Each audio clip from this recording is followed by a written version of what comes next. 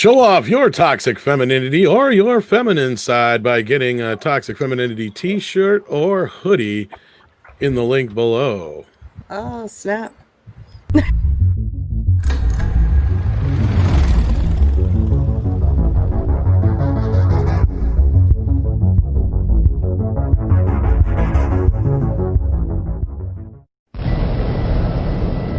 Proving that the Fandom Menace isn't just toxic white males. It's toxic femininity brought to you by Midnight's Edge. Greetings, it's Monday once again, and I've got some of the most toxic ladies on YouTube with me here tonight. That's right, as always.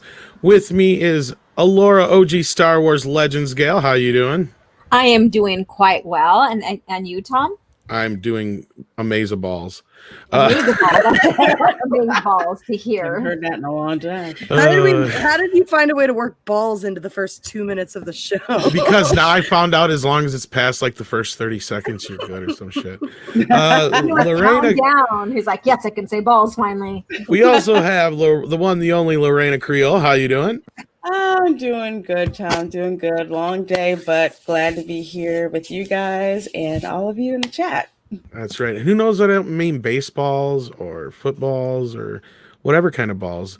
But we also have our hostess with the mostest, last but not least, Miss Mary B. Man, huge congratulations to Lorena for hitting 600 subscribers. Absolutely. Thank you. Thanks, guys. You need to go subscribe to her channel, Time Meow. Time Meow. Like, go do it right now. And I will be sharing the links in the chat throughout the show, so don't worry about that. And if you don't do it, you are not just a misogynist, you're also a racist. So Might as well I don't know if I go that far. Right off the bat, though, we got a super chat from Sister Harold saying, "Hail panel, love when I'm not working. Can catch the live streams. Well, we're glad to have you here." And then Culture Casino sent us a Doom-a-corn, Mary. I was like, a doom. There you go. Ooh, you got a little bass on the end of that one. That unicorn had some bass. It had Yeah, some it's all about that bass. About that bass. No trouble. No trouble. Goddess of Whim, a good friend of the channel, sends in $2, says, like the new logo in the thumbnail. Well, thank you. That was actually one I did a long time ago, and I'm like, I'll just use this one. It's actually got the Queen font. Retro throwback, y'all. Yes, indeed. So we got a couple of good stories to talk about tonight. Why don't we get right into the news? Let's not waste any time. What do you ladies say? All right. Let's do it. All right. Do it. Fenton!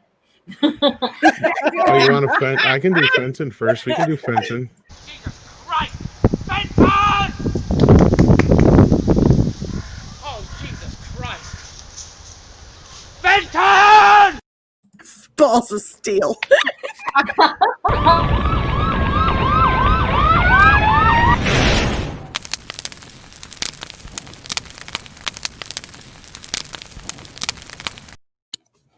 All right.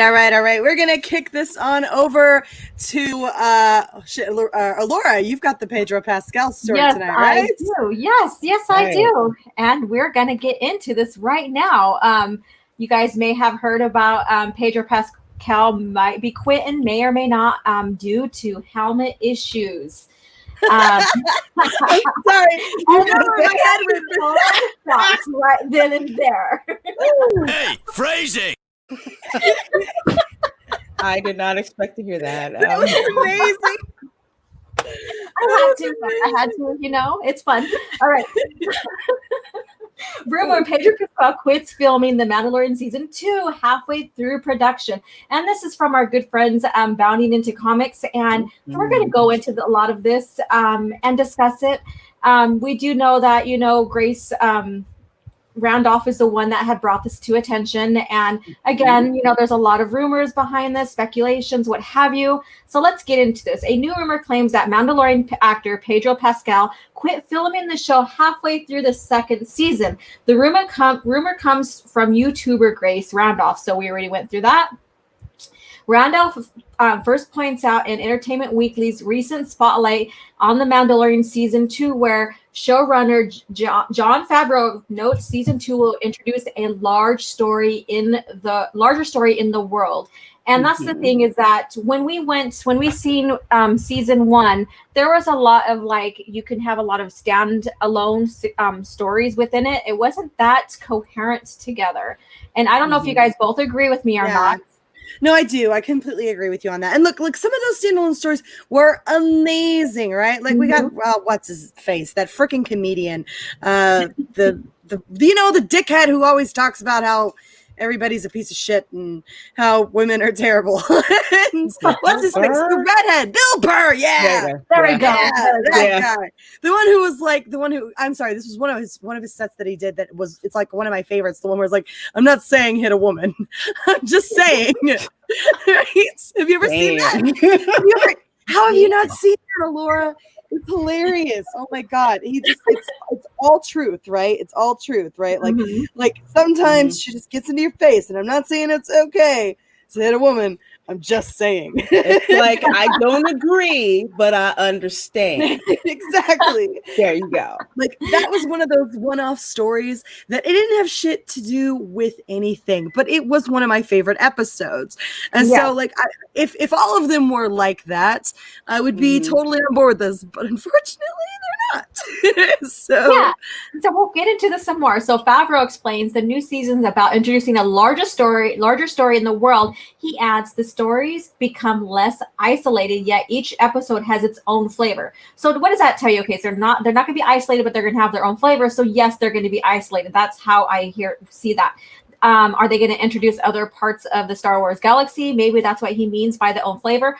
Or is he going to bring in, they're going to bring in Filoni stories in from Star Wars, like Ahsoka and Sabine and, Rebels or the Clone Wars? Are they going to bring in material from that? Is that what they mean by own flavor?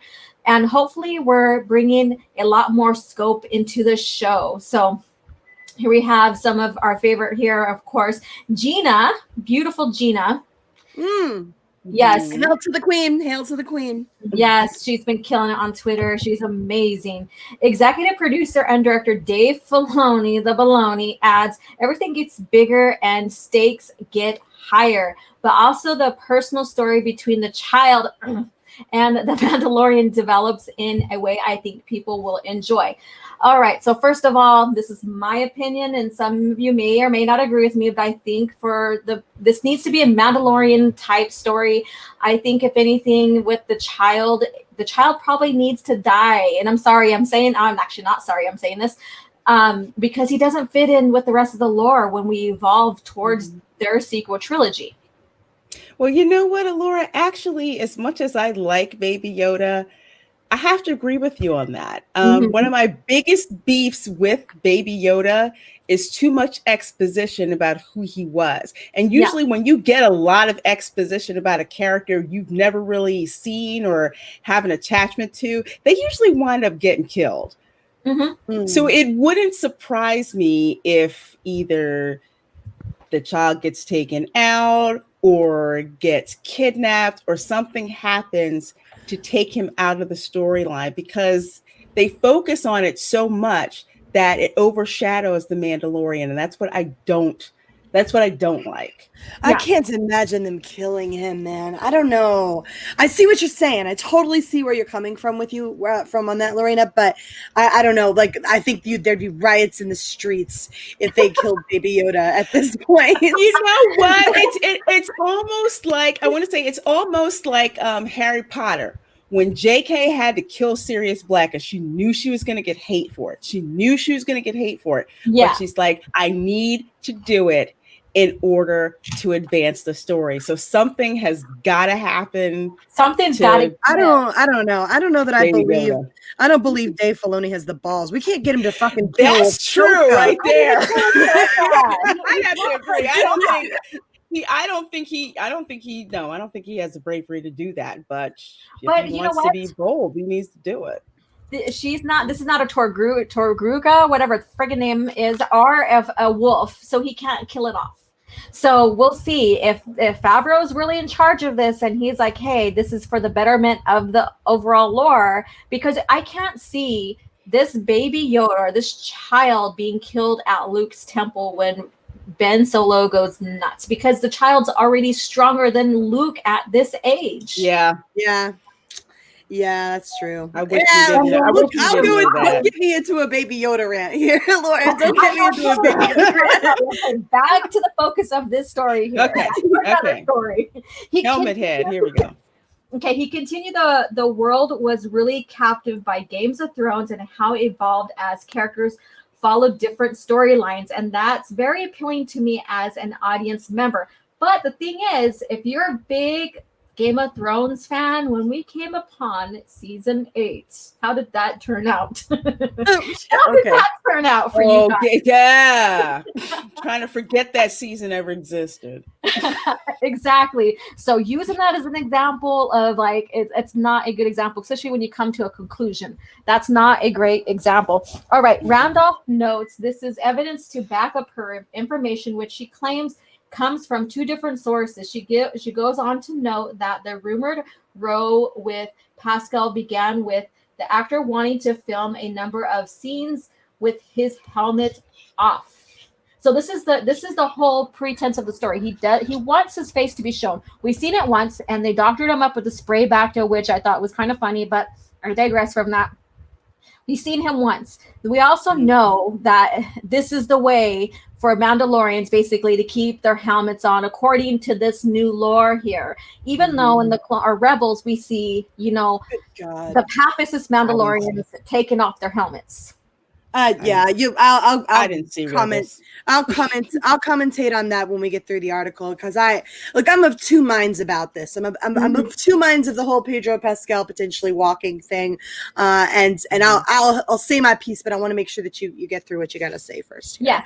Okay. So Randolph explains, while filming season 2, Pedro Pascal really wanted to have some scenes with his helmet off. However, she notes the Mandalorian creative team wouldn't budge on this. She continued. So Pedro Pascal, from what I've heard from 2 sources now, was frustrated about this and also was pretty damn uncomfortable in the Mando suit on set. So he became difficult. So he became difficult. So he's a disgruntled employee basically right now. And the final straw through, even though he was difficult to be around on set, the final straw was that he went to Lucasfilm, for what I've heard from my sources, to try to get them to intervene on his behalf. And you combine that with Lucas already trying to get involved with stories aspect of season 2, which I've also heard, including focusing more on standalone episodes rather than making them more connected, which I've heard the Mandalorian creative team wanted to do, which was kind of happening at the end of season 1, Randolph said. All right, so if he went to Kathleen Kennedy, he was barking up the wrong tree. He is a dick. Okay, so I'm just saying, like, you're barking up the wrong tree if you went to Kathleen Kennedy. I'm so sorry. I'm just saying, she has notoriously treated every person who has a penis on these productions like utter shit. So, everyone from Finn to fucking Luke Skywalker gets treated like secondhand garbage. And so, if you're going to Kathleen Kennedy to try to advocate for you here, man, you're out of luck. You're out of luck. Well, she doesn't care about you. Maybe he thought things would be different for him. Well, the Force is female. Fuck this shit. Fucking. Don't say that. Is that they're saying Lucasfilm wants to intervene with the story aspect, but then they have the Mandalorian creative story group. So how many damn story groups are inside this franchise? There's more than one. That's what I'm getting. That's what I just read. The Mandalorian creative team, right here. Whoops, there we go.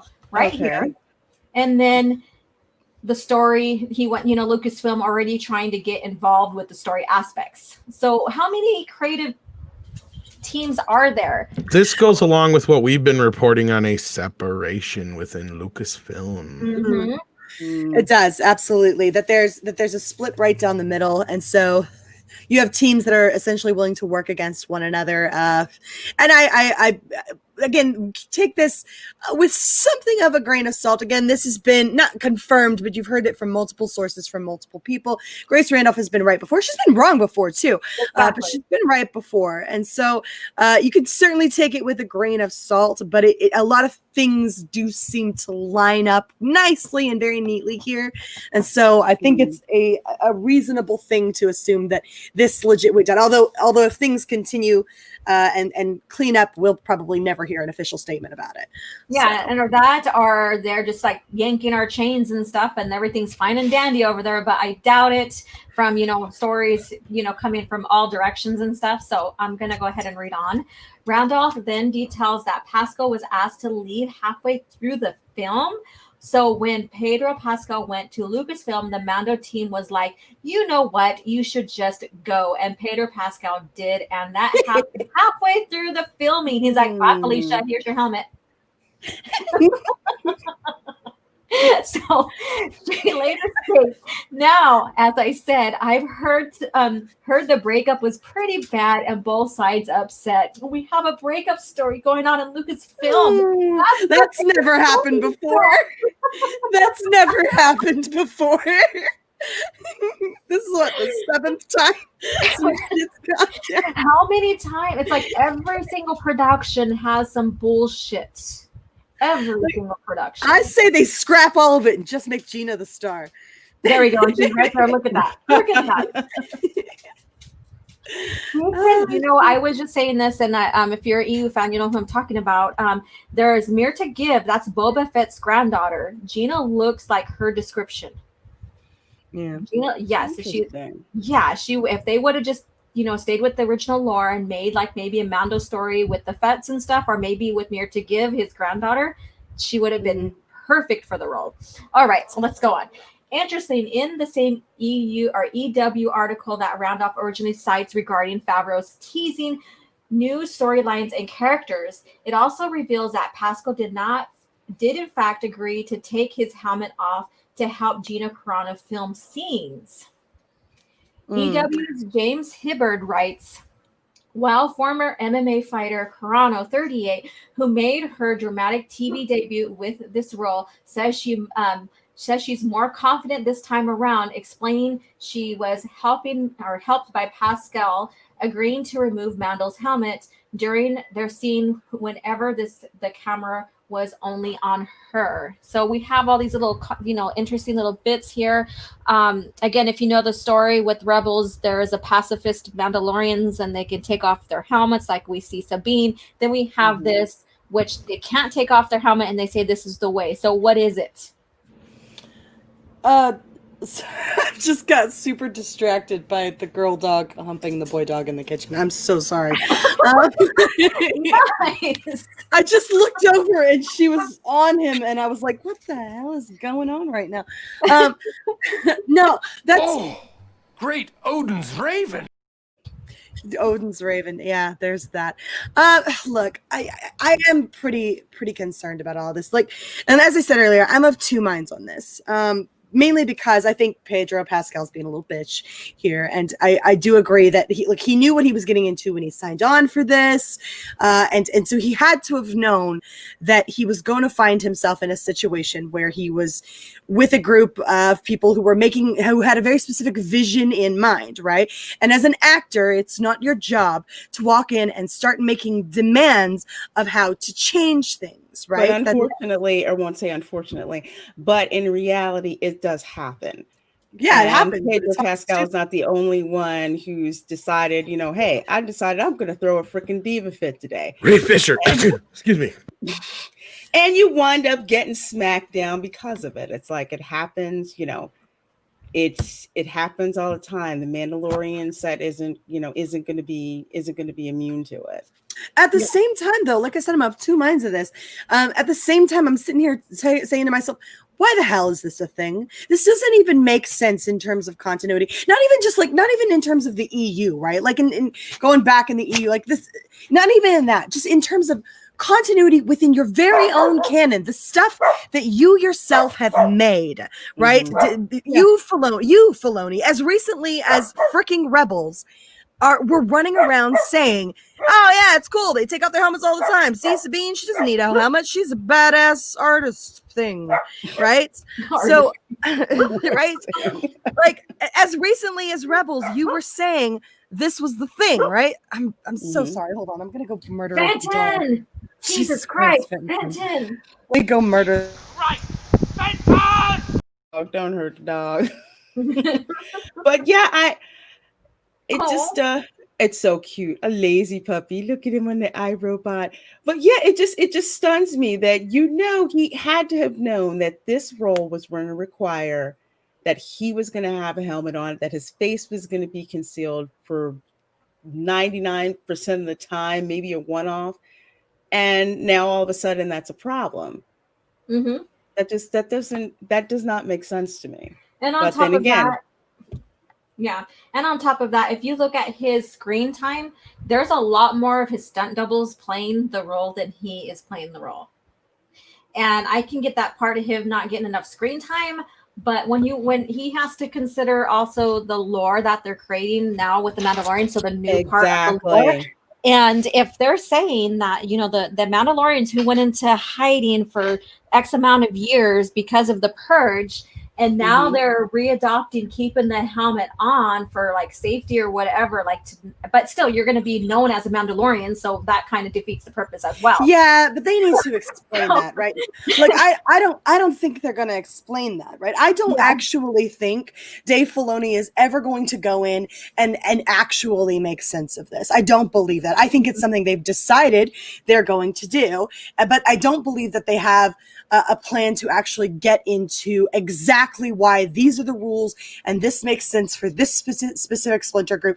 They just are putting it out. I don't believe that. And look, you all are welcome to call me on it later if I'm wrong, right? Like you pull up this clip and go, hey, Mary Mayhem, you said this thing, joke's on you. They totally fleshed it out. But given Dave Filoni's track record, I don't expect them to do that. I don't expect them to make this make sense. And so that's why I said I'm of two minds. Because on the one hand, I understand, Pedro Pascal, you signed on for this. You said this was what you were going to do. You need to own and be a man of your word, right? You need to stop being a little prima donna, right? People are going to get sick. Is this really the reputation you want? Is this the reputation that you want before your star has legitimately taken off? Do you really want to be that guy who never really quite makes it and breaks it in like all the way into like astronomical stardom because everybody heard that you were a pain in the ass to work? Is that what you want? And then the other part of me is like, yeah, but at the same time, none of this shit even matters anyway, because I don't believe that they're ever going to fully flesh out why the hell it's so damn important he keeps his stupid mask on anyway.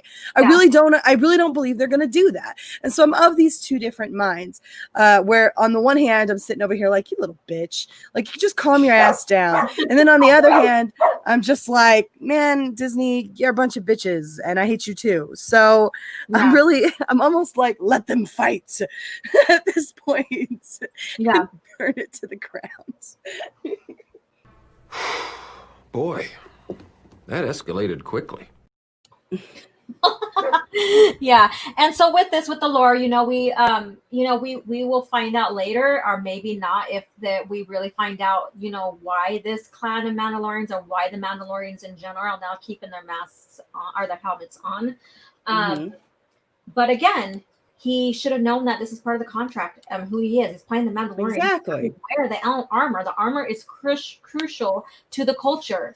Whether you take off the helmet or not, it's crucial to the culture. And, you have your insignia, of what clan, or your clan that you started, or what you belong to as well. That's all lore building right there. And I'm not defending, their lore. I'm just saying in general, they're building a lore, whether we like it or not. They're building a lore. They may expand on, they may not. It's separate now from what we call legends. But the thing is that he signed that contract, and he just abided by it. So, and I will say that as someone who did not know hardly anything, I didn't know anything at all about the Mandalorian lore at all. It seemed very unsettling to me for him to take his helmet off. It seemed to me like it everything just said, no, it's too early. That shouldn't be happening this early into the season for a reveal like that. I will grant you that. It did feel too early, but I think not because of. I don't want it to be because of the contingencies placed, or not contingencies, but the restrictions placed on him because of his sort of clan's way about doing things. Their traditions or whatever. I wanted it to be because he's just a private guy who's sort of a lone wolf, and I know everybody loves it with Baby Yoda and his Big Daddy in space and all that shit or whatever, Baby but Yoda and Big Daddy. Adventures in babysitting in the Star Wars universe. That's what it is. I just wanted him to be more of a badass than that, right? Like I just wanted him to be that kind of a badass. And I don't expect this to wind up being something that we ever fully even understand, because I don't trust Dave Filoni to do that. And this is coming from a person who enjoys Dave Filoni's content independent from canon, right? Like he knows how to tell a good story. What he doesn't know how to do is respect continuity, right? Or anything like that. And so I'm sitting over here like I feel like I'm still like, if I were to set absolutely everything else in Star Wars aside, I feel like I would love Mandalorian way more than I do, because it is compelling at points, right? But at the same time, I'm just sitting over here like I can't do that because this is set in the Star Wars galaxy, and so that's just not a possibility for me. And so I'm sitting over here wondering like, well, what are we gonna wind up with if this dude walks? And I kind of don't fucking care if he walks. No, because it stops being the Mandalorian story once the child was introduced, and that's how I seen it. Yeah. It was an interesting plot. They could have done like maybe 2 episodes and that's it. But it turns into now the child's story. It's no longer about the Mandalorian culture or what's going on with him overall. Exactly. Yeah, they're already derailing it. It's one of the reasons why I have no faith that they will ever really get into why this is, why all of his customs are the way that they are, and it's so incredibly incongruent with everything that we've ever seen of Mandalorian culture, right?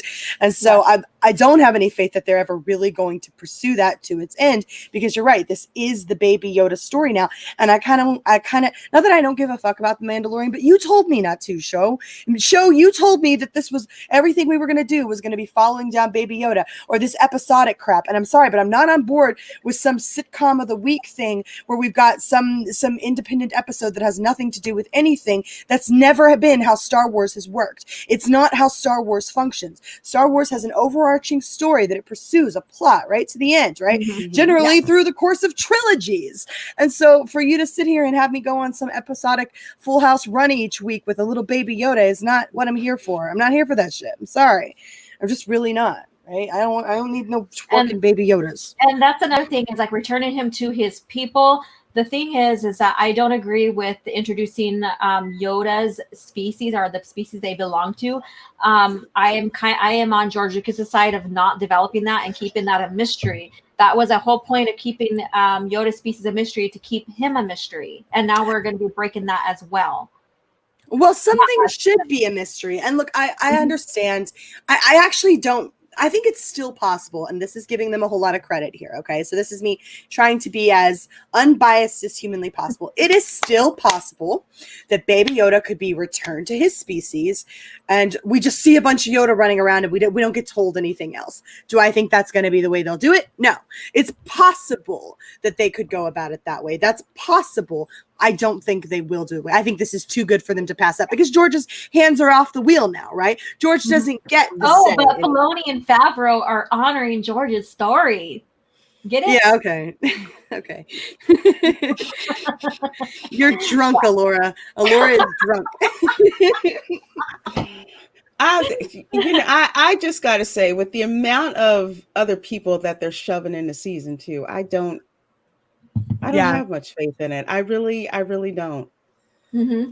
I want to. Yeah, it's I want to be optimistic, but it's just like, I'm not feeling. I hope I'm proven wrong. I got a bad feeling about this. Exactly. All right. Was there any more to this story, Laura, or was that it? No, we are done here. Well, I think. Okay. I didn't know if you wanted to go over the potential ramifications if we lose Pedro Pascal. What, did they get somebody new? Stick in there? Nobody notices, except for us. I mean, we'll notice because we do this stuff, but that's what I think is That's what I'm saying. Like, yeah, the normies ain't gonna fucking notice. They're not gonna. No, this is some guy in a suit. Yeah, that's probably the one good thing about this entire situation with Lucasfilm. Like, there was so much chatter around all the movies or whatever, and so much drama, and so everybody was talking about it, and everybody knew about all of that drama or whatever. But if Pedro goes, he's just nobody will give a fuck, and the Mandalorian will probably still be okay. And that's one good thing. Yeah, just like I said, you know, if you didn't pay attention to the casting and didn't know like most of the episodes were, you know, his stunt double, you wouldn't have known. Yeah. Right. Yeah. So I mean, we'll just easily replace him because if anything, and he'll still have the helmet on, and we won't even know. Well, he's a glorified voice actor at this point anyway, and I'm not gonna lie. Do you know that moment where they pulled his mask off? He's all broken at the end or whatever, and like she's trying to heal him or whatever, and he looked really fucking weird to me. Like, do you guys remember that moment? His face was all. Yeah, it was. He doesn't look right as a Mandalorian to me. I wasn't too impressed. I'm just like, he's kind of a pretty boy. Rougher. Yeah, exactly. Too pretty to be a bounty hunter. All right, no. Yeah, and that's kind of a weird thing to say, even with all of the like bloody scratches and gashes on his face or whatever, he was still just not right. He still didn't quite fit the profile. Mandalorians are hardened people, right? Like even the women, you remember Satine? Even Satine had a sort of jaw structure to her face where she was very strong looking, right? And so he just doesn't have that visual appeal of a Mandalorian to me. I don't think anybody would give a rat's patoot if he walked. Mm-hmm. Yeah, I wouldn't. I will walk if freaking Gina Carano goes there. Oh yeah, Gina Carano. Yeah, she's already earned her own episode, you know, like director spot. I don't think she's coming back as a director this season though, or she hasn't. But as an actress, yes, she did. But she's earned her spot. Yes. Yeah. Too pretty. He's too pretty. Yeah, I think he's a little too pretty as well. Yeah. It's kind of weird and almost too old in a weird way. Isn't that a bizarre? And I think it could just be the lining from the blood or whatever, but it accentuates and makes him look like he has some seriously deep wrinkles here. And so he's somehow both too old and too pretty to me at the same time. He doesn't look like a Mandalorian. His chin is too weak. His nose is too narrow. Yeah, it's not. It's not. It's just not that like tough look. Yeah. Who was the actor again that played Django in episode 2? What was his name again? Tamura Morrison. There we go. Now, if you know, I mean, I'm getting the dark complexion and everything as Django or whatever. I'm getting that, but also in the Mandalorian history. But see, I'm going with the original lore. The Tongs were the original Mandalorians, and then that species they started adopting different species and stuff, including humans. Then they died away, and then so the culture evolved into like a warrior culture and adopted the Tong ways, and that's how we got the Mandalorians as we see them now. And there he is. And then so if they're going to go that way, then they're not only human. Mandalorians are also other species, but we're only seeing human. So I don't know if they're going and like Rebels makes it look like they are human species, not multiple species from the universe like the original lore. Another question I have, and look, there's so many continuity errors, and we could go on forever and ever, but this is a sort of glaring one for me. If you're going to drag the dark saber into this, right, which is Mandalorian heritage, if you're going to drag that into this, then why are you changing the rules of Mandalorian culture? Why is it so important to this particular clan if they're not closely enough linked with the other clans to be observing their kinds of traditions and rules? It's really bizarre. It's a really, really weird way to go about this because this fits, but that doesn't. And the puzzle pieces just don't go together. And it's just, there are so many continuity errors within the Mandalorian itself. And look, Laura and I have talked about that at length. Oh my God, countless times at this point. Like we get legitimately frustrated at times with the show where we're just sitting there going, but this doesn't work. So what are you doing? you can't just throw all this stuff into a stew plus some other new. It's like throwing freaking beef tips in with nutmeg. It doesn't work, right? Like there are just some things that don't mix well together. And if you're going to stick the dark saber into this and you're going to clearly make it a large plot point, then why are you changing the Mandalorian culture so much? Because it doesn't make sense that this particular cell of Mandalorian culture would give a rat's ass about the dark saber if they're that far removed from all of the history and culture and tradition. It doesn't make sense. Can I just say that the dark saber looked like crap? It kind of did. It was did. Weird. It looked horrible. I'd have to say that. No, I'm with you on that one. I think they can do better. We should probably get to some of these super chats since they have mostly to do with this topic anyway. So we can get to the other topics we have as well. Absolutely. So, did we get the Dumacorn from Terminus here at the beginning? And everything I put in the chat is something we haven't touched on. Okay. All right. So Terminus EST with $1.49. Dumacorn. Doom. Thank you so much, Terminus. We appreciate your love and support of this show so much, man. You're awesome sauce. Lorena? Sure. Willie Woodward for $2. Thank you. Lots of love to you, ladies and Tom. Hi, Laura. Winky. Why, hello. Hi. How are you doing? He wants Laura to look at his helmet. Oh my God. Hey, you did this to yourself, woman. I know. Now it's coming back at me. All right. Sorry, Laura's gonna come at me later with the she asked for it argument. It's gonna come back at you too. It will. That being $2. I totally believe he either walked out or he didn't. Yeah. He did or he didn't. Well, that's the thing, is it's not something, like I said, we're never going to know unless somebody spills the beans at some point in the press. It's just not likely. A lot of it's behind the scenes talking stuff. He could have walked out across the street to Starbucks. Who knows? Well, in the most versions we hear, it's not so much him walking out as him getting the boot. They probably worked it out behind the scenes afterwards, yeah. Oh, I'm sorry. That's agents and lawyers. Agents and lawyers. Of course. I got lost. I forgot it's my turn. So Matt G with $2 says they may not be headed toward The Force Awakens. We don't know yet. Look, it's going to take more than one season to make a full-fledged judgment on whether or not this show is worth it. There's a lot of time. You can't decide after one season whether or not they are going to be respectful of the canon that's come before them, because there's a lot of tap dancing they could do, right? It's possible. I don't think they will, but it's possible they could do some tap dancing, do a little tightrope walking, and make some things work. And I think it's fair, given at least the step up in quality of storytelling for the Mandalorian, because they are at least trying to tell a story, and they do have some compelling characters, right? Like Cara Dune is interesting as hell. Mandalorian, if they'd stay focused on him, would be interesting as hell. And I do believe in Dave Filoni's ability to write good stories, even if they don't fit in continuity very well. So it is possible they'll do some tap dancing. We just can't know right now. You can give them the benefit of the doubt or not. So we'll see. We just don't know yet, and we can't know. But we have our rights to be a little skeptical, I think.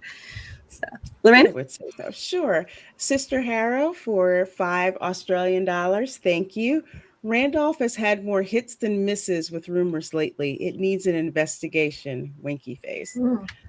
It's hard to do. Yeah, Grace Randolph is a new name to me. I hadn't heard of her before until I watched a couple of Midnight's Edge videos and heard her name pop up. She's got a good channel. I mean, like, I don't always agree with Grace on She started working out with Marvel, if I remember right, and then she bounced around here and there to various things, and then she just started her own thing.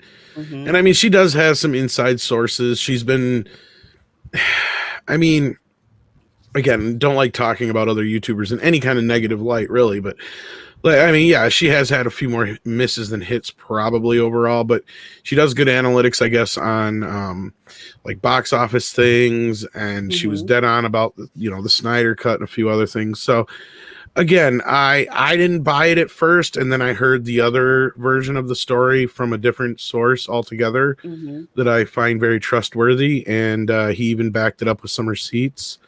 Yeah. So it's I can't say who, what, where, when, why, but what I can say is it added some credibility to the story, and we've heard from nailed a lot of stuff with the Zack Snyder DC as well.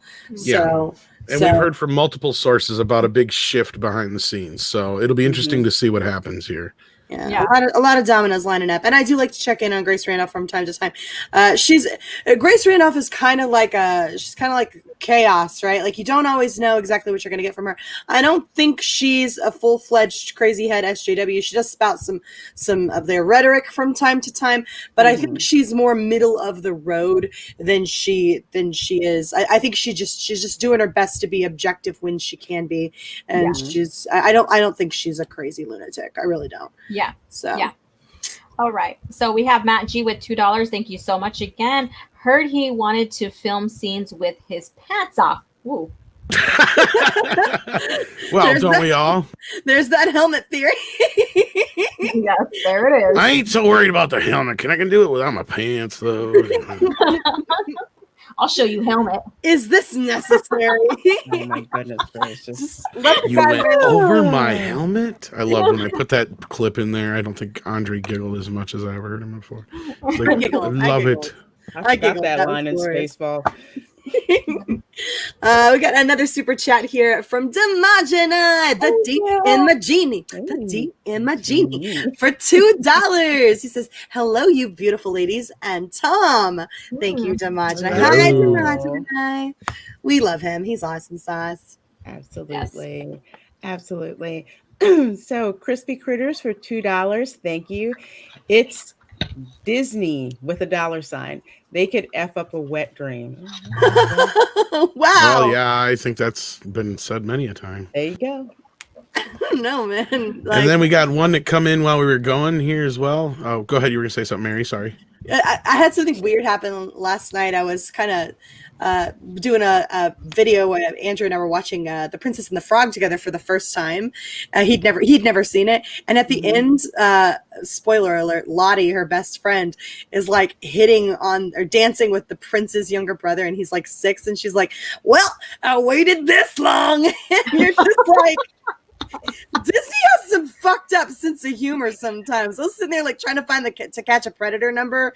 Like it was, Yeah. it was really. Chris Hansen wants to talk to them. That's an interesting story. Why does he always have? Never mind. Gary Flanagan sends in $2 for the next one here. That would be Laura, right? If she wants to, Yes. go for it. Yeah. Yeah, so Gary Flanagan, $2. Thank you so much. The Mandalorian fits the EU, though. Not really, but if you pay attention, you know the EU and Jango Fett's story, you would know that the Mandalorian's like origin story and how he got adopted is basically Jango Fett's story when he was that little. Interesting. Jinx. Yeah. You owe me some cocaine. No, all I have is Dr. Pepper. Oh God, I miss cocaine. I say that. Larry is the next one here with $5. Whoever has the next one here. Larry for $5 says, "Love toxic femininity. I would be honored to know these women. These women bring class and intelligence to the discussion. Tom is good too. LOL. Hey, Tom is the. Well, you do know these ladies. You've Yeah, seen you them do. right now. Yes. There you go. We know you, Larry. We see you all the time, man. You're awesome. We sauce. gotcha. We Oh, gotcha, Lord. darling. Absolutely. Yeah. Larry's awesome. We see him all the time. Mhm. And I like it when he says Mary, Mary. I'm like, yay! I matter. Mary, and Larry. Woo. Don't tell Andrew, please. So I've heard, and so Rick James was known to have said. I love a drug. Cocaine's a hell of a drug. All right, well, let's kick it on over here to Lorena. She's got our next story of the night. She's going to be covering that WandaVision trailer. Yes. And funny thing is, I had completely forgotten about this darn show. I kind of had to Literally. everything on delay. Yeah, I was just like, I didn't even know it was there. And from what I had understood, it was quite a ways away because I thought the Falcon and the Winter Soldier was gonna, show up on Disney Plus first. It was supposed to. Because they made a big to-do at the stockholders meeting. Like, here's some footage, and it's coming out, in the fall on Disney Plus, and Well, big to-do, and There's been some speculation on why that is. So some people, because we're not sure when we're even going to be getting the Black Widow movie, and some people are speculating that there may be like some stuff that go in tandem there, and so they've got to be a little careful about when it gets released, because if it comes out before we get to see the Black Widow movie, some things just may not make sense. And so that's some of the speculation that's going on there, which is why it looks like we're going to be getting WandaVision probably in December. It says on the Disney Plus website around December 2020. Yeah. That's what they're saying. But because this dropped on Sunday, like late Sunday evening. And I gotta say, after seeing it, this show it's on my radar. So let's go ahead and roll tape. It's okay to hit this, right, Tom? Be transformative. Be transformative. Talk over it a lot. Okay. And pause it and stuff here. Yeah. So here we go. I love this. Lovely music. Doesn't this just scream like Pleasantville? Look at this right now? I love that. I see that, and I think 1950s. It's Leave It to Pleasantville. All right, there's too much chicky talk already. Bye, Felicia. No, this screams Pleasantville to me, and as it goes on, you'll see like some sparkly stuff going on. It screams Dick Van Dyke. It screams Bewitched out the wazoo with this thing. Yeah, I even get a little bit of vibes of I Love Lucy. Wanda and Vision. Oh, it's so precious. Look at that. That's Dick Van Dyke right there. That was Dick Van Dyke. There we go. There's that Bewitched. Where did you two move from? It's like the wine glass, the bottle floating, and all of that it almost kind of feels like a campy effect as well, which would like reckon you back to something like Bewitched, right? And so because they could have done this smoother, they could have done this better. There's no reason for that bottle to sort of be shaky and kind of wobbly while it's doing its thing. This is it's clearly meant to harken you back to sort of that like TV land feel of those 1950s shows where you've got this is on purpose. This is like the effects are just like, they're not all that great, but you don't care because you just love the writing and love seeing the characters. Yeah, absolutely. And everybody wants to see Wanda and Vision back together because this is like from the heyday of Marvel and Avengers, right? Like these are the superheroes we actually still care about. Right. I gotta say something real quick. That M there on the thing, that is a connection to the X-Men. You think so? Oh, I know so. Like, are we? You don't think they're gonna like pull in some freaking like Magneto and stuff? Interesting. Because Magneto's her dad, right? As I understand it in the comics. Yes. That's okay. See, I didn't read the comics, so that's news to me. M is Monet, Yvette, Clarissa, Marie, Therese, St. Croix. This is M. That's the logo on the bordello there for the wine. Interesting. So there is an uncanny X-Men connection. I like that. The more you know. There's a rainbow that goes across the screen. Here we go. Moving on. Have you been married, and why don't you have children? Now you know who this is, right? Yes, love her. The mom from that 70s. Kitty. Yes. Could they have cast that more perfectly? I freaking love that. And pay attention to this scene. Children yet. Our story. I think what my wife I don't know. is that we moved from. Moved from where? Married when? They don't know. Why? Oh, Arthur, stop it. Stop it. Stop it. Stop it. She doesn't know. That's the crazy part. I know, you're just like, She doesn't know. Yeah, they should. Why don't they know? You should know, right? That's really interesting. Like okay, so like you know how when we first met Wanda and when we first met the twins, right? In the Marvel movies, they were freaking crazy, right? They've been experimented on. They'd gone nuts. Now, obviously, she sort of gets better over time. Like around the Avengers, they do a lot to sort of cultivate her own unique personality and giving her a place to exist and be herself. But she'd been through hell, right? And so it's not unprecedented for her to go absolutely nuts and to believe that she went nuts after the loss of Vision, right? And this is the way I'm looking at it. We saw Thor, right? Even after Thanos was killed in Endgame, right? Like he finally gets revenge. Like they go and they kill him in the very beginning of the movie. They kill him, right? And Thor doesn't get better. He just slopes downhill more and more and more because it's so unresolved for him, right? And so I'm thinking something similar may be happening to Wanda here. Vision's still dead, and so she just went fucking crazy. And, I was gonna say, and because if you remember in Infinity War, Vision didn't die once. He died twice. Yes. And he had Wanda kill him the first time. And just the expression when she had to do that, and then only to have him resurrected and have Thanos kill him again. Damn. I can see a break with that. You're partially right, Kevin, but I think she's interfering with interdimensions. Watch in the next few scenes here, she's going to be doing some hand things like Doctor Strange. Yeah. Well, we know. Well, yeah. Go ahead and play that. Yeah.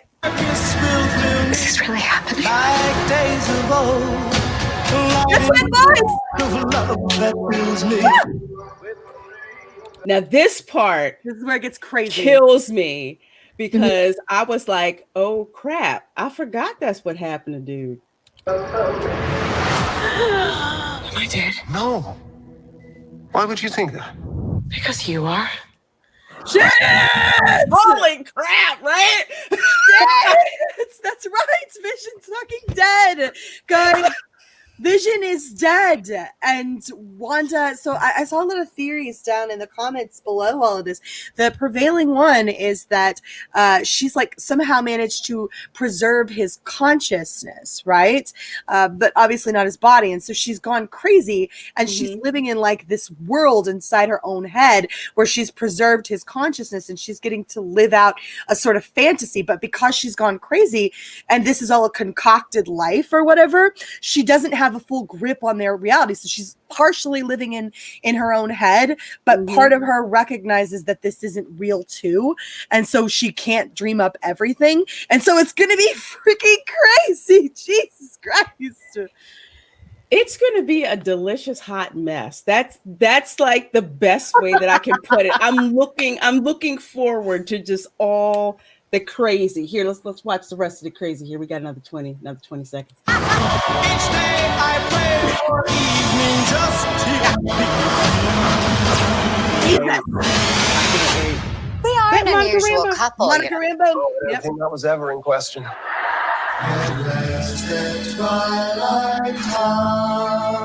No, I gotta say right now, the one chick, Catherine Hahn, they don't have her listed in IMDb, but somebody is saying, I can't remember the name of her character, but she's like some villain or something like that, so she may have something to do with this shit too. As I understand it, they're going to be portraying her as like the best friend or whatever, but then she's also like a legitimate witch from like the Salem days. Yeah. Yes. And so she's not a good person, and so she's like, that's your little hint right there or whatever, is that she's one of the bad guys, and she's a legitimate witch from the Salem days. So the reason she's dressed up like the witch there is like a sort of, you see them all dressed up in their quote unquote costumes. And right? yes, that is Monica Rambeau, by the way. And yes.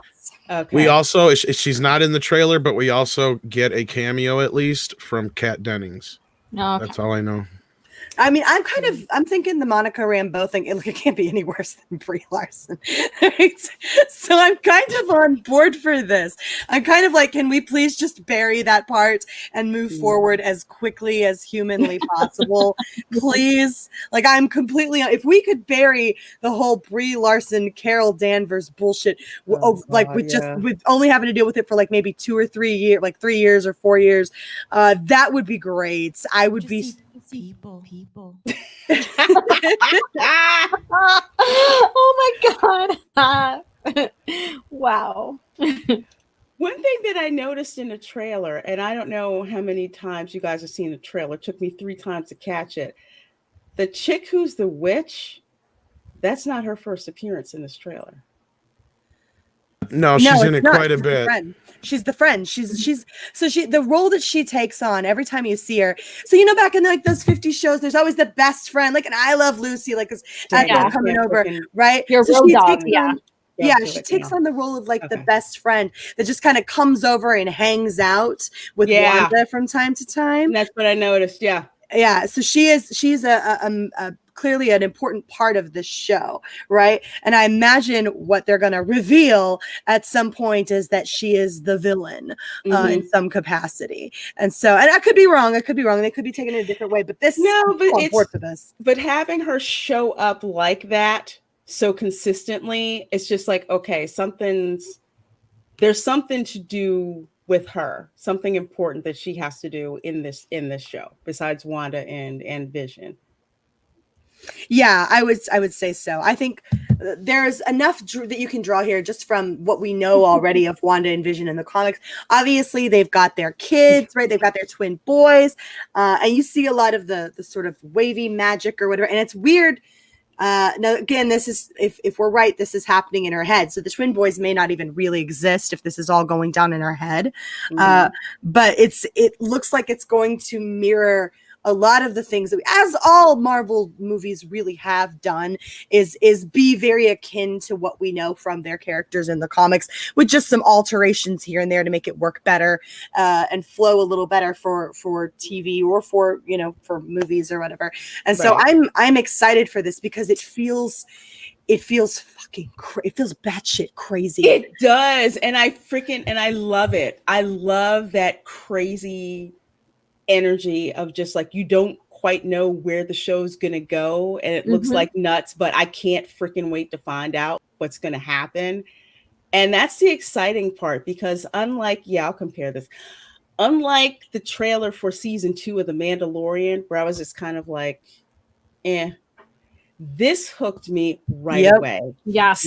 Scary. And it just kept ratcheting it up all through the whole trailer. And it's like, that's what a trailer is supposed to do. A trailer is supposed to make you say, I can't freaking wait to see this show. At least a pilot. I can't wait to see. Can Vision die? Yes, Vision can die if his memory is irretrievable. And so the question right now is his mind, has that been preserved? Clearly, clearly that seems to be what they're trying to convey here, is that his mind has been preserved even if his body hasn't. But yeah, of course if you say that Vision is alive, right, and of course, as fans we do believe Vision is alive, right, that he's live, that of course he can be killed if you wipe out his mind, right? Because once a mind goes, you don't ever really get that back, right? You could reanimate his body, but it wouldn't be him in there. And so yeah, absolutely, Vision can die, and Vision is dead, but not quite. Kind of, but not really. Yeah. This is I'm excited for this. This is one of the few times in the past several years, really, that I can remember actually being excited for something from Marvel. Like, as excited as I am for the Black Widow movie, it's got this weird sort of taint around it from A, taking way too long to come out, and B, now there's this female chatter around it, and so that's sort of tainting it a little bit for me. And I even enjoyed Spider-Man Far From Home, although that feels like so long ago now. Doesn't it feel like ages ago? I haven't seen it yet. Really? Yeah, I don't know. It just hasn't. It just hasn't drawn me. And it's like, it's one where eventually I'll go and see it, but eventually I'll see it. But I'm just it was fun. I recommend it. I love it. I have registered your opinion, Spock, but decided I don't give a damn. I don't give a damn about it. There's some weird echo on that one. Did you guys hear the echo on that? Anybody else hear echo on that? I didn't. Or maybe I wasn't paying attention. Yeah, I heard it, but I don't know why it would be getting an echo. That's weird. You heard it, Tom. I heard it. You heard it. I heard it. I might heard it again. You are mocking me, aren't you? I might be. I might not be. You'll never know. I mean, seriously, think about all the stuff that's on the plate here for Marvel, right? Like everything that you hear coming out, it's just kind of like meh. You know, even with my excitement for Black Widow, like that feels so tainted. I'm actually not super stoked for the Captain America spinoff series, Falcon and the Winter Soldier. I'm not really stoked for that. I was never. It's not that I dislike Falcon or that I dislike Bucky. I don't dislike either of those characters, but I'm not super invested in either of those characters either. Right. I don't know. They never quite hit me the same here. way. It's like they're okay. You know, I don't love them. I don't hate them. They're just kind of just there for me. Yeah. They really don't feel like they have their own. Not that they don't have their own identity, but it was always about Cap for me. That was what it was always about. I was always Team Cap, right? Like, you know, he's got that sort of libertarian approach, and I liked it, right? It's like, you have to be strong and make up our minds for ourselves, right? And be accountable for our own decisions, right?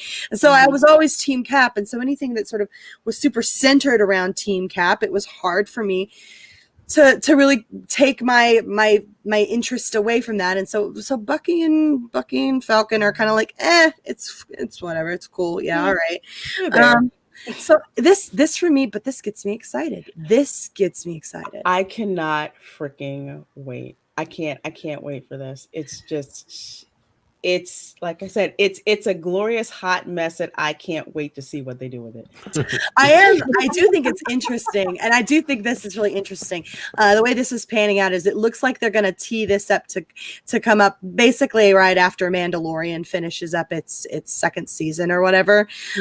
That's when because Disney Plus is just this conglomeration of a bunch of old ass shit that we've all seen a million times. Pretty much. And we all have those stuff. Right. We all have these DVDs, right? We all have these DVDs on our cases, right? Like, shoot, I was a freaking Disney Movie Club member for years and years and years. Same here. like we all own all these movies. Everything on Disney Plus, I already freaking own. And so I'm sitting over here like, there's really only one reason and I'm seriously considering canceling my Disney Plus. But this makes me give that pause because. But it's kind of interesting how they're teeing it up. We're going to give you one series to watch at a time. We really hope you will stay and continue to pay that $8 a month for the series. And you know what cracks me up is because at the last stockholders meeting, they were just like, don't you think that you should do more creative content, like Netflix and Hulu? And Iger's pretty much, no, we have a pretty extensive catalog that has a lot of value and people will want to watch. Not if everybody already owns it. Yeah. And then the whole Woo-Flu thing popped off. Now all of a sudden it's, look what's here on Disney Plus. Look what's here on Disney Plus now. And I mean, well, to be fair, they did get an uptick because of it. But again, you're saying, Lorena, they have nothing. If it wasn't for this, what kind of shape would they necessarily be in? I mean, they're not the greatest, but they're hanging on, dangling with this Disney Plus thing. That's why Hamilton, which was supposed to be out in theaters, they changed it and launched it on Disney Plus instead. Yeah, there's the reason they're staggering this. I watched the one and only Ivan. That was supposed to be in theaters as well. I don't know if you've seen that yet. That was on Disney Plus. No, it was actually not too bad. It's nothing like the true story, but it's not too shabby. It wasn't the worst thing in the world. Yeah, it's pretty good effects, actually. But anyway. Yeah, there's a reason they're staggering this, and it's because they have so little right now. Oh yeah. They wouldn't dare release this all at the same time, because if they did, you'd keep Disney Plus for 2 months 3 months and then be like, no, I've seen the content and you have nothing new to offer me. And so they have to stagger this at this point. They're going to do Mandalorian. Then they're going to do WandaVision. Then they're going to do Falcon and Winter Soldier. And then they're praying and holding on for dear life that they have something else to give you a reason to stick around, because you own all these movies. You own all these movies, and Mulan's flopping and doing terribly, and nobody gives a shit. And so they're just like, we have to stagger this stuff, because if we don't, no one will maintain our service. So, but I'll tell you what, I'm here for WandaVision. Yes. We should have a watch party. We should do a watch party. Yes. And I am like down for that. I mean, it's so intriguing, and there's so much mystery and chaos behind it. Like you guys said, oh my God, it's just something that you just want to just watch and get behind. So we need to do a watch party or something. Yes, we do. All right, maybe we'll work that out. Let's get into some of these super chats so we can get moving along here as well. We have one from the president, Abu Nas himself. Woo! Coming in with $10. Hail to the king, or sorry, hail to the president. I always want to call him a king, man. I can't. Well, he's a king too. All the council to kings, I can't wait to be king. So do you want to read this one, Lorena? Sure. Abu Nas, $10. Thank you. Sending all my love to these beautiful and sexy toxic ladies that I love and admire. Lorena is magnificent. Mary is amazing. And OG Star Wars is phenomenal. 3 the hard way, and I'm here for all of it. Awesome. Thank you, Abu Nas. And then McKinney comes in next. All right, I'll get that. McKinney, 90 at $5. I could see WandaVision setting up a House of M type event as a way to introduce the X-Men. Keep that in mind. Very plausible. Nice. Yeah. I have a feeling, like I said, they're going to sprinkle things out through the next few years. They said it's going to take a while, but yeah. Again, here for it. Really here for it, actually. So, Willie Woodward for $5 says, from what I heard in the rumor mill, Tom Han is supposed to Agatha Harkness.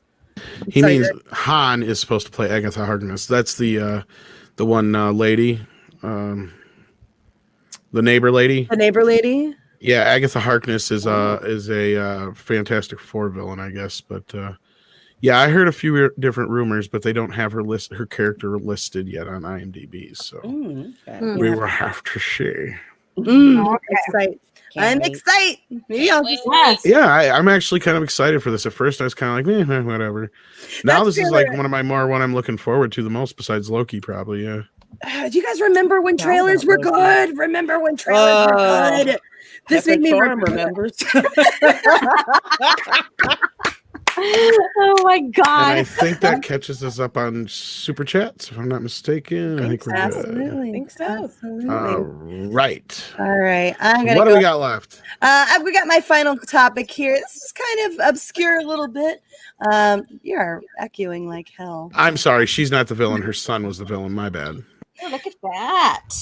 Yes. Okay. So a little bit of a rumor mill here, guys. But all of the dominoes will again line up. And so we're going to get through this article, and I'll try not to spit and stab someone in the retina before this. Where's my liquor? God, where's my fucking liquor? You're not going to need an exorcism, are you? No, man. I'm going to fucking kill the devil. That's how pissed I am. Fuck that guy. I need a young priest and an old priest. Don't have shit on me, all right? This is so fucking annoying. So, rumored Spider-Woman director Olivia Wilde excited to reframe superhero stories and infuse the genre with a female perspective. Go fuck yourself. Booksmart and rumored Spider-Woman director Olivia Wilde recently opened up about how honored she feels to be able to infuse the superhero film genre with a female perspective. Go fuck yourself.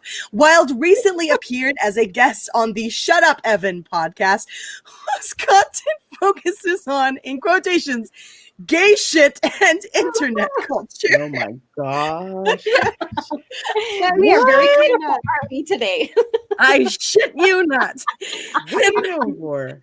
and was interviewed about her career by host and Netflix writer Evan Ross Katz. When the interview turned to the topic of directing an upcoming Marvel film, Wilde shared with Katz her excitement towards this incredible influx of female directors and storytellers getting to take hold of this genre. That's right, like a bunch of fucking undercover agents or whatever. They're coming in and they're literally taking over. They are a fucking plague of the superhero space and infuse it with their own perspective. So not only do I get to tell this story as a director, but I get to develop this story, and that was what made it so incredible for me, said Wilde. The actor-director also expressed the honor she felt in being amongst this wave of women who are showing up and saying, we are not only going to step in. Hold on, ladies, pull out your pussy hats. We are not only going to step in and try and tell this story like men do, we're actually going to reframe the stories themselves. That fucking turned out great for Birds of Prey, didn't it? Female directors who have made their mark on the genre, whether good or bad, in recent years include Anna Boden, Captain Marvel, Kathy Yan, Birds of Prey, and Patty Jenkins, Wonder Woman. All right, but I have a problem with that Patty Jenkins, Wonder Woman crap. They didn't frame this as a woman story. They framed it as a superhero story. Exactly. Right? So Wilde was first reported to have signed on to direct a Marvel-related film in August when entertainment news outlet Deadline, and they are on point. That's a great site to go to, guys. If you hear it from Deadline, it's a pretty solid thing. Giggity. Giggity. Reported that There's she a had been, butt. I know. I was like, look at that ad. Oh, goodness. Ass. God, Maybe- that's a flat butt. I'm sorry. You made me lose my Safe from spot. that. Stop distracting me with ass, all right? I apologize. That was my fault, but all I could see was ass, titties, ass. There aren't even any titties in that, and this is unnatural. Scroll up. You ass, titties. Keep going. That's Titties. as Look far at as them it titties. goes, Tom. Jesus Christ. He's distracted. He hasn't even heard anything you said because he's on ass, and titties. There is a point to this discussion, Tom. Please. So, You're damn right there's a point. oh my fucking God. Can someone please take Tom and I'm done. Great Odin's raven. Jesus Christ, man. Fucking hell. So, to kind of reiterate the point here, Wilde was first reported to have signed on to direct a Marvel-related film in August when entertainment news outlet Deadline reported that she had been tapped to direct untitled, female-centered Marvel movie at Sony. And that's your highlight right there, because if it's a Marvel movie at Sony, there's a solid bet it's a Spider-Man movie, guys, because that's really all they have the fucking rights to. All right, So it goes on to say, given that Sony produced Marvel movie revolves around the Spider-Man license shared between the two companies, fans quickly assumed that Wilde would head up a film based on the first Spider-Woman, Jessica Drew. Why does that look so unnatural? That looks so unnatural. Girl, I gotta say this one thing though. This is important because Jesus Jessica Christ, Drew Tom. is Jessica. No, this isn't about as titties. This is real shits. This is important because Jessica Drew is one of the few Spider-Man characters that's not available to Sony. They do not have the rights to her. So they have to work out some deal with Disney to use Jessica Drew. Which would be interesting and would, of course, go in tandem with all of the female-centric bullshit we've seen over at Marvel. So we'll continue here. The director further fueled the rumor mill by quote tweeting Deadline's announcement to her followers and adding only a single spider emoji as commentary. So that's like, again, dominoes lining up here. So, however, despite these strong signs pointing towards her undertaking of a Spider-Woman project, the focus of her upcoming Marvel project has yet to be officially confirmed. So this is that tweet right there, right, that they're talking about. So Deadline said, oh, we got that exclusive. Oh, it's closed a deal to direct a secret Marvel film project revolving around a female character in the universe of Deadline, right? And then she quote tweets that with a spider, right? So what do you make of Wilde's comments? Blah, blah, blah, blah, blah. I don't give a flying fuck, and here's why. You don't give an ass titty for it. I don't, and I've got a lot of I have a lot of ass and titties to give, and I have none to spare for this. Because doesn't it fucking feel like an invasion of the body snatchers or some shit at this point? Like, isn't that what this just feels like? I'm so sick and tired of it feeling like this infiltration, like they've got covert operations going in where they sneak into the base and they plant their operatives around and then they plot to tear it down. I don't go to superhero movies so that I can get your fucking female perspective. I go to superhero movies so I can get a superhero perspective. Can you please stop polarizing everyone and their fucking mother so that you can sit there and shove your vagina in everybody's faces? I'm so sick of it. I'm buying. I don't want to see this shit. Fucking hell. I don't want to do this anymore. I don't want to do this anymore. I don't know why they can't seem to understand, get a grip on the fact that there is a difference between a superhero movie that stars a woman, right? Like Wonder Woman. Wonderful movie. I had a blast. And there's even female moments in it, right? Where she's like, oh, a baby, right? And so you do understand that this is, clearly it's a woman and she is a female on the screen. And so you do have to write your female superheroes as females. But that does not mean that you have to go in there and insert all of this feminist political propaganda bullshit, which is all this is. All this is. If you're spouting out of your mouth, if those are the words that are coming out of your mouth from a female perspective, right? We'll go back to the words that they said, right? The words they used here.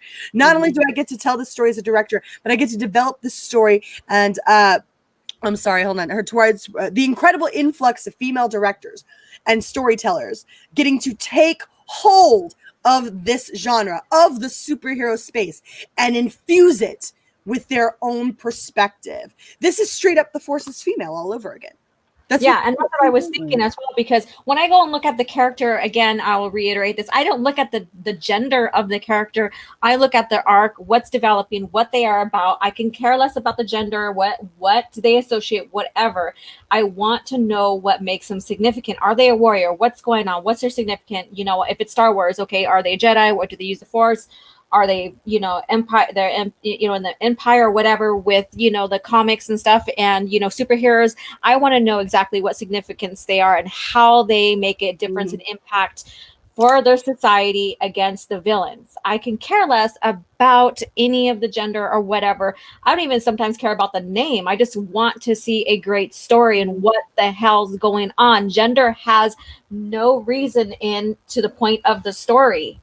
As titties. Jesus God. Well, I will just say, from just a complete shallow point of view, my female perspective is just I want to see hot male superheroes in tight outfits. That's what I want to freaking see. All right. That's what I'm going to see. But with this whole female perspective, it's like all females don't think the same. No, there's not this overarching female perspective. And it's not like there haven't been female directors out there doing the damn thing to begin with. I think I brought up the point that there was more prominent female directors in the 80s and 90s than there is now, I think. I can name at least a handful back then compared to now. I can think of two. And now it's about narrative, though. Now it's about narrative, right? It's not about craft. It's not about putting out a kick-ass product. It's not about that. It's just like, are you with the woke feminist BS agenda that just basically wants to trash men? And here's the weird thing, just to kind of piggyback off of what you were saying there, like not all women have the same perspective. You should know better as a woman spouting this shit out of your mouth. You should know better. You should stop assuming that every woman in the freaking world agrees with you. That we do, in fact, all have some female. You know what most women, not all women, but you know what most women have in common, and this is about it. Once a month, we gotta fucking deal with some really crappy shit for about 4 or 5 days. That's it. That's our thing in common. There you go. That's what you get. And God forbid we all sync together and are all shitting on the show together. I'm gonna have to start texting Alora and Lorena and start being like, hey, just out of curiosity, Like sheer curiosity. This is a horrible conversation. No, but like, guys are like, holy shit. Okay, we're done. Is it time for fried foods and chocolate or what? no, Wine and chocolate. We can call it wine and chocolate. You guys ready for some wine and chocolate? Yeah. Yeah, seriously though, why do you assume that we have anything in common other than that? Mhm. Why? Yeah. Why do you assume that I would have the same perspective as you? Why do you not respect my female perspective enough to acknowledge that it may be nothing like yours? Maybe because it's not a female perspective, it's a human perspective. And you want to keep pushing this equality narrative or whatever, then learn to see women as just as diverse in thought as men are, right? Learn to see us as just as capable of seeing things from a different perspective as men are, right? Like men come at things from all different angles all the time, and everybody can acknowledge the fact that phrasing. Oh God. Okay. Okay, ass titties. Oh Lord, have mercy, Jesus. Titties. Hey, phrasing. It's true. Don't expect me to open up my wallet and walk into that theater and give you my $12 because you had a woman on the screen and you had a woman behind the camera. Don't expect me to do that. Don't expect me to do it because I don't give a shit. I really do not care. I do not care. Your infused perspective, you know what it's fucking doing? It's pissing me off because it's taking away my superhero perspective. And that's why I went to the fucking movie in the first place. That's why I came by in the first place. Because you have fans of these products. And I don't claim to be a Spider-Woman fan. I don't claim that. I loved the Spider-Man show on Fox, the animated series as a kid. I loved that. I loved Peter Parker. I've grown to love Miles Morales from Into the Spider-Verse. I think he's that a was cool awesome character. movie. Right? Like I've loved and sometimes hated the Spider-Man movies. Why does everybody like Into the Spider-Verse? It's just some woke stuff. I just liked it. I thought it was a cool disliked story. I liked the art. I liked Rob and I are the art notoriously style. the only ones on the internet besides a few other people who did not like it for various It's- reasons. I am not getting into it because I will get fucking berated. It's okay not to like it. Really. Everybody already canceled you anyway, Tom. It's fine. It's okay not to like it. Aunt May has a bat cave. Honestly, I didn't know there was a Spider Woman for real. I didn't know that. I mean, Gwen, you know, she's Spider Girl or whatever she, you know. Yeah, so, I knew about Spider Girl, but I didn't know it was Spider Woman. into this. Oh, baby. All right, fine, whatever. You're allowed to think what you want. Isn't that interesting though? That we can have different perspectives, right? It's amazing. It's almost like we're different people. It's almost like different people will have different perspectives, right? Yes. And so, and there are lots of things that we disagree on all of the time from person to person. And so, like, I'm just sitting here going, you know what, the quickest fucking way to get me to tune the hell out of your movie and not give two flying fucks for you to decide to tell me that this is all about women. So way to tune out everybody who actually loves these characters, right? And make sure you inform them, you get their little spidey sense to prickle that, hey, this is not gonna have shit to do with the actual characters that we may know and love, right? Way to set them off and let them know up front that this is definitely not going to be the characters that they fell in love with and your core demographic that you should be shooting for. And way to turn off a lot of women. Certainly I would say at least, I mean, I can't put a number on it because, you know, women are fucking individuals, right? But way to turn off a lot of women who would look at your nonsense and go, fuck you. I don't know.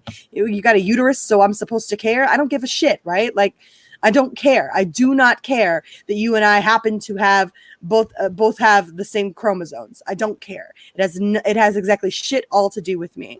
Like, this is where we're headed. You need to stop fucking up superhero films. You really need to stop making it about women. Make it about the source material, and remember that your core demographic will stick by your side if you respect and value this stuff. Stop using characters that people love as an excuse to flex your non-there muscles because you're a woman and you're probably fucking weak as shit. Just say. That's tired as crap. There we go. Just saying, statistically speaking, if you're a woman, you're probably not able to kick anybody's ass. You probably ought to carry some pepper spray.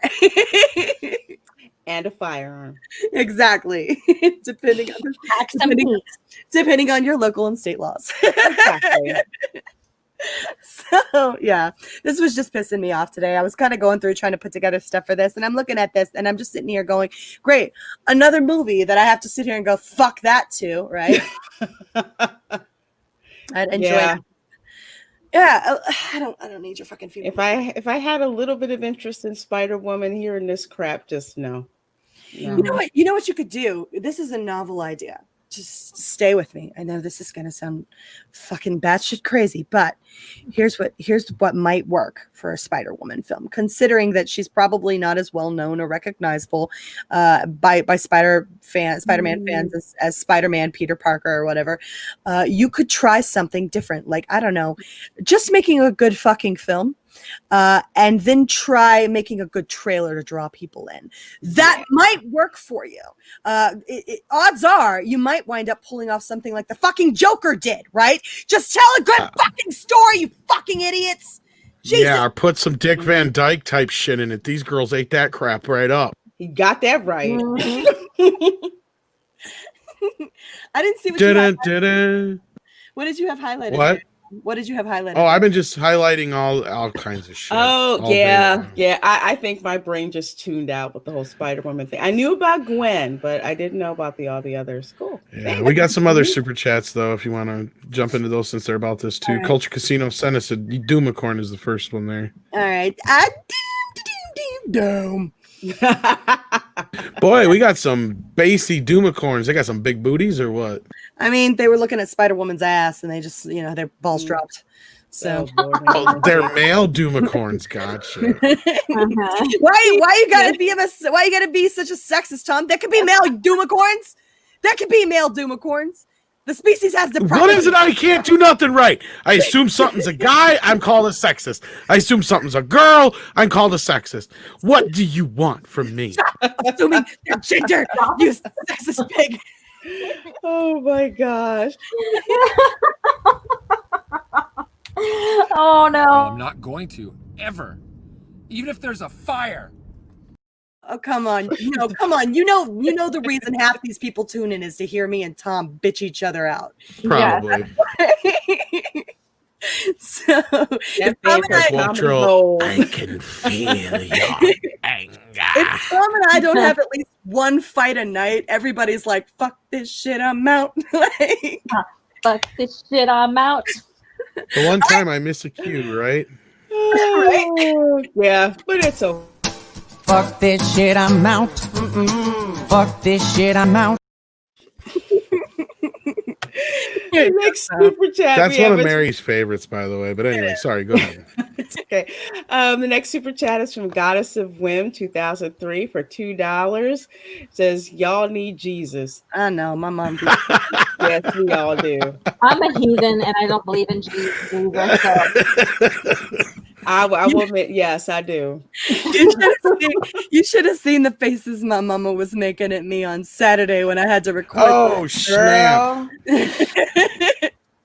Do I have to play that now for context? Send them over. No, please don't. Just send them over to Midnight's Edge After Dark and have them get all right.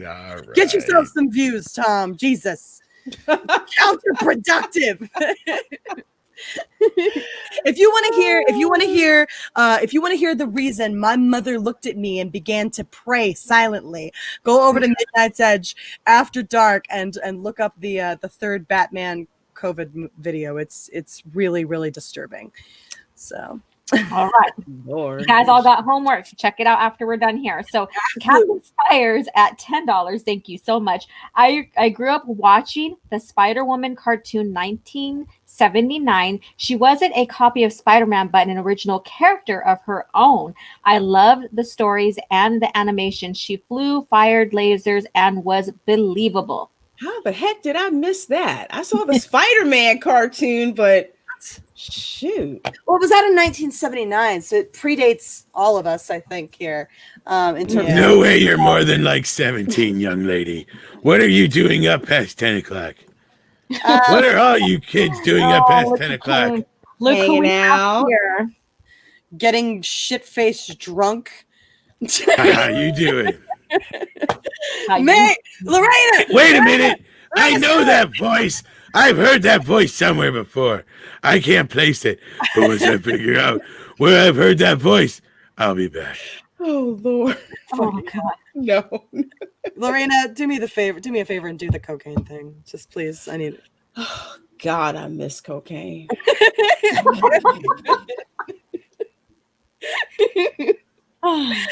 If Lorena ever shows up strung Someone out, said cocaine. I Lorena heard ever it. shows up strung the hell out, it's my fault. Led her to addiction. You led her to addiction. Wait. Am I supposed to understand that there's a false advertisement for cocaine? There was not. You just, I don't You know missed out. Yeah. Fucking All right. Go buy Congo on Blu-ray right now. Thank you. Do we want to read? Do you want me to read the one on screen, and then we'll move over to the ones on the side here while it's highlighted, Tom, or not? Never Okay, that's never mind. You could just do them in Put it order. in the That's chat. fine. Okay, all right. So, I'm trying to keep up with them all. Yeah. all right. Matt G for $2 says, almost forgot, Drunk 3PO shout outs. Yeah, shout out to Drunk 3PO, the man who is now followed by Gina Carano over on Twitter. Where's my leggings? I'm working on getting her to follow me back, man. I'm trying. I'm Those like, leggings are gone. And I don't know where I'm they doing go. everything short of screaming in her comment in the threads or whatever. Please, I love you. Please. Like, please follow me, Gina. I love you so much. All right. Okay. Oh, next one, Culture Casino for $2. Thank you. He says, I'd enjoy an actual Spider-Woman film. This, nope. Yeah, I'm not checking this crap out. Mm-mm. Yeah. No. DOA, people. DOA. Mhm. All right. Elora? All right. McKinney 90 at $5. Thank you so much, McKinney. Or Mackinac. Is it Mackinac? Wasn't there a change? McKinney, Mackinac. Machini, yeah. Mackinac. Yeah. Yes. Yeah. Fucking Yes. A, you're messing up my groove. I've been on like 2 streams with the guy, and I don't know. I forgot to ask him. It's Mackinac. All right. Mackinac 90. $5. Lorena, Spider-Woman, Spider-Gwen, Silk, Spider-Girl, Mayday, Parker, Arachnid, Madam Web. Yeah, there was too many Spider-Men already. Laugh out loud. Everybody's going to send me Spider-Woman references now. Some Spider-Woman characters. Better that than dick pics. Right? Yeah. All right. Culture Casino with $1.49. A super sticker sends a banana peel. Whoop, whoop, whoop, whoop, whoop, whoop. I don't know. That's That's the noise for banana peels. I don't know. It just came out of my mouth. I'm not responsible. Hey, phrasing. Oh, Peter Schilling. Peter Schilling has $4.99 for Tom. For Thank Tom. you. I get to go buy some tacos. You Yay. get 2, right? Or 4? What? I can get on the new dollar menu. I can get 3 of those nacho crunch tacos, or 4 ish, like 4. Well, they take 30%. So. Somebody send me some DoorDash now, man. Some what? Some DoorDash. I'll meet him on the corner of the street. I not even knowing what you're talking about, and I want something some about the tacos. corner down on the corner. DoorDash. Out You can there find on Mary the there. street. Oh, shut up. Fucking Tom. Jesus Christ. All right, Alora. Oh, I don't have my sandals on today, though. I got the Mackinac one. Oh, it's Lorena. Oh, no, you got that, right? Yeah. No, it's you. It's you, Alora. Oh, okay. Makini 90 again. Hello. $5. Almost forgot Annie Mae Parker as well. Yeah, there's too many, especially with a lot of Spider-Men roaming around in the same universe and in New York. It sure sounds like it. Is this going to get to a point where it's like, who's not a spider person, like Flash? Like everybody's got fucking speedster powers all of a sudden? No, man, they're breeding. That's it. That's what it is. They're breeding. There's like giant webs of, there's like silk cocoon thingies that they make with like the thousands of babies in it or whatever. Like the things are just hanging off the sides of the building, like up in the sky in New York or whatever. People are That's like, called an egg, a silk egg. I made arachnophobia. it was like a sack. Yeah, it's like the silk sack or That was whatever. a good movie. I like People are just like poking them with sticks, and little spider people come flying out on little parachutes. Was it creepy as hell when they're coming out of the sink and shit, man? Oh, yes. Like that movie freaked me out. I forgot I directed it. Yeah, sure you did. Sorry. Rob Altus for $5 says, I came for the biatchin, stayed for the toxicity. Don't change. I don't think you have a thing to worry about there, man. Not a thing. Don't ever drop a taco. Tacos are one of the few things left to let us know that Mother Nature doesn't hate us completely. If you listen to Brie Larson, you should definitely drop. Fuck Brie Larson and dropping tacos. She can kiss my ball. People drop. I actually saw that. Ad earlier today. I was watching a movie. What was I fucking watching? This Is the End with Seth Rogen and all those fucking idiots in Hollywood or whatever. And an ad came on, and it was her. And she was like, "Drop the taco," and I almost spit my drink out. I was like, "What the fuck? Why are you freaking haunting me, Brie Larson? Leave me alone!" Oh my gosh! Fucking hell! I don't want to watch this shit.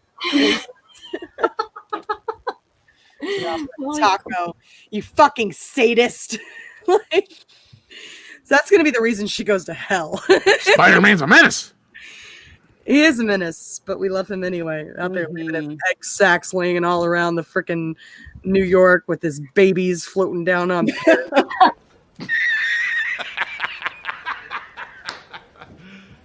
You serious? I know, Deja.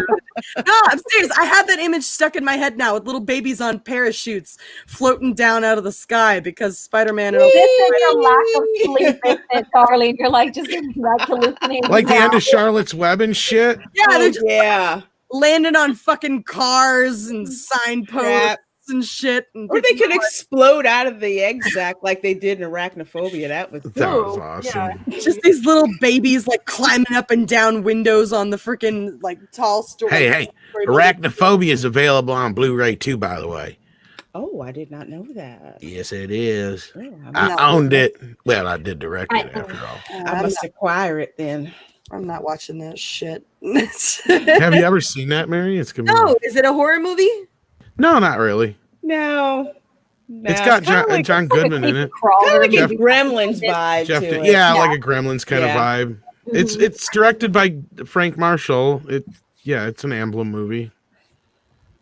So it's got that same kind of vibe. It doesn't go over the PG-13 edge. No. But it is creepy. It's creepy crawly. Yeah. So if you have arachnophobia, you might not like it. You might not want to watch it. Exactly. Oh, damn.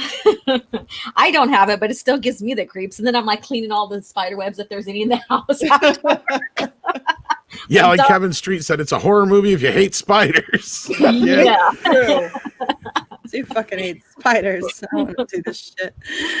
All right. Well, I think that that's just about all of our topics for the night. Do we have any more super chats? I think so, and I think we're caught up on the super chats as well, unless any last minute ones fly in here. I think we're good.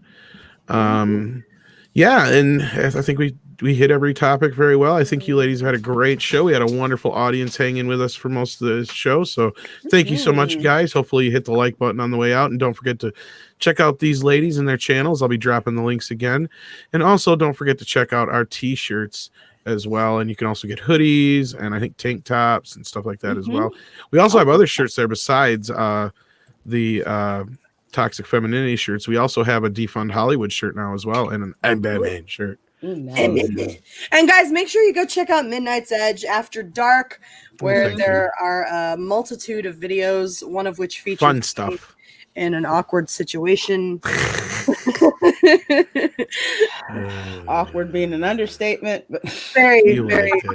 And we did give it a last minute super chat here, and it's directed at Mary. So there you go. So Phage Lives for $4.99 says, for Mary, you rocked it tonight. Oh, thank you so much. I appreciate it. I'm not gonna lie, I'm running on 3 hours of sleep. So for someone to say that, she's been a trooper.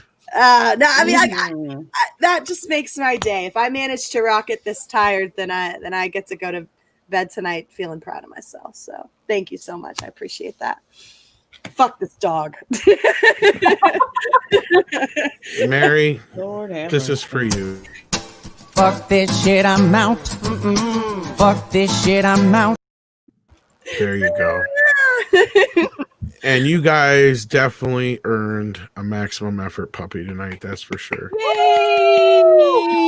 at how pretty she is. She's so pretty. I'm leaving with It's a that. she. It is a she. And the best time. See, that's real. right. And- That's real women power right there. Yeah. Right That's there. women's She's power. smiling, too. I'm willing to wonder if Fenton. I don't know. He's got some nuts on him. I love Fenton. Somebody sent me the real video again. I think it was Steven Seagal, if I'm not mistaken. I still refuse to watch it. I don't want to ruin the illusion. No, it's not. Because it's just a dog running after some deer. Yeah, It's not as good. It fits better here. I prefer this video. You leave us alone, all right? It's our perspective. don't ruin the illusion. It's our perspective, right? And it's not just a female one. So, yeah, That's like right. how I tied that in there. Yeah, you like that. That's right. Oh shit! And since he's so adorable, we'll give that one chickie poo on Spider Whammons. We'll give her minimum effort for trying. Eyes. Look at that. That is so cute. The eyes. I got to get the new puppies on here. I think you're being too gracious there, Tom. I don't believe she's. I know. I just wanted to do that, and I want to do this one too. I don't care. I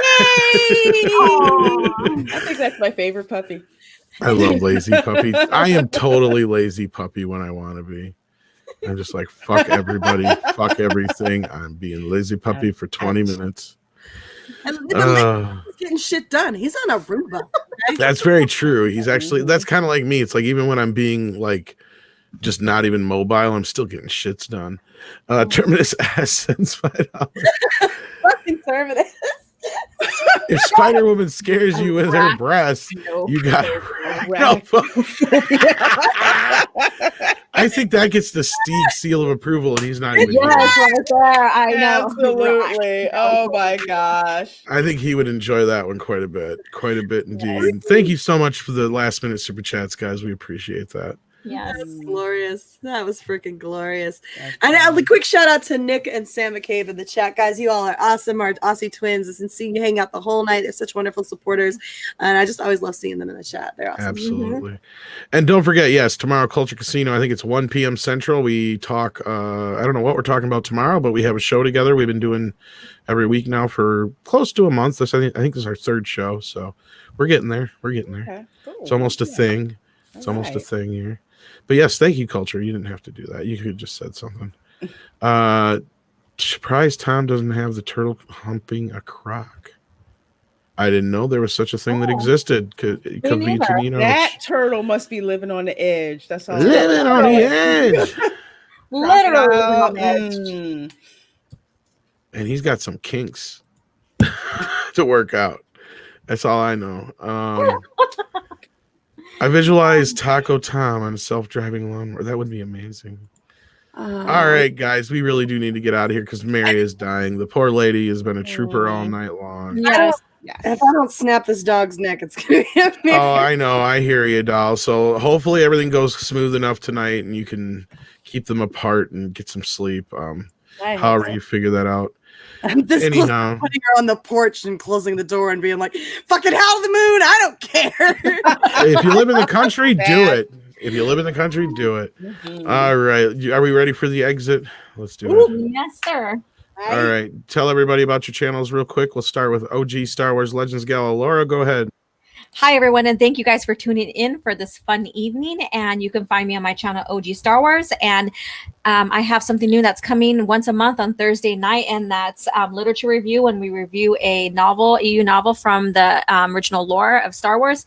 And you can also find me here every Monday, and along with on Fandom Menace on once a month with Mary and Lorena, and then also on Queen's Council every Thursday night as well. So thank you guys again, and you guys have a great evening. And then also one more thing, there's a new game called Ass Titties. You guys put your mind to that. Yeah, make it happen. I'm interested in this game. Congratulations once again, Lorena. Why don't you tell the folks a little bit about your channel? Thank you. Hi, I'm Lorena Creole, and of course you can find me on YouTube and also on Twitter. I do videos about pop culture, sci-fi. I have a couple of different live streams that go on. Of course, I'm here on Mondays on Toxic Femme with these wonderful ladies and Tom. You can also find me on Wednesdays about once a month on the Fandom Menace along with Mary Mayhem and OG Star Wars. On Thursdays at 7 p.m., you can find me on This Week in BS over on Justin Proper's channel. At 9 p.m. on the Queen's Council with OG, and you kind of have to watch my Twitter to find out exactly whose channel it's going to be on that week. I also have a new show on Fridays at 12 noon called The Raina's Lunch Table. I have like one guest that I invite from the fandom to kind of give them a little bit of exposure. We talk pop culture topics, just kick back and have an absolutely fun, fabulous time. And on Saturdays, you can catch me at 7 p.m. on author Stephen Walton's channel for Rogue Entertainment. And of course, my Welcome to Florida streams on Sundays at 8 p.m. over on my channel. So once again, I love hanging out with you ladies and with you, Tom, and with the chat. You guys are awesome. Thank you so much, and look forward to seeing you next time. Awesome. And last but not least, our hostess with the mostest, Mary B. Well, hey guys, I am Mary B. I am the mistress of mayhem, disruptor of the narrative, and official Whammon card holder. You can find me over on my channel, Mary Mayhem. I talk about newsy news stuff during the week, and I have a little fun on the weekends. And for once, I'm going to plug my frickin' Twitch. You can find me over on Twitch playing video games, getting drunk, and screaming like a maniac on Dead by Daylight. So it's Mary_Mayhem if you hang out over on Twitch. I have a lot of fun over there. I'll probably be playing something tomorrow at some point. So yeah, come hang out. There you go. All righty. I forgot to add, I did make a new YouTube channel, and it's strictly for yoga. So if you're interested in getting a little bit of workout in and stuff like that, then follow me on my new YouTube channel, Wichozani Yoga. We got an RGE raid coming in. Well, welcome, folks. Too bad we're ending ourselves. But thank you for stopping in and showing support. We appreciate that. Anyway, thanks again, everybody, for stopping by. We appreciate you. We love your faces, as Mary says. And, of course, I want to thank all the lovely ladies for doing such a great job tonight here on Toxic Femininity. Go check out Midnight After Dark. Bye. Yes, go see the clown porn. Proving that the Fandom Menace isn't just toxic white males. It's toxic femininity, brought to you by Midnight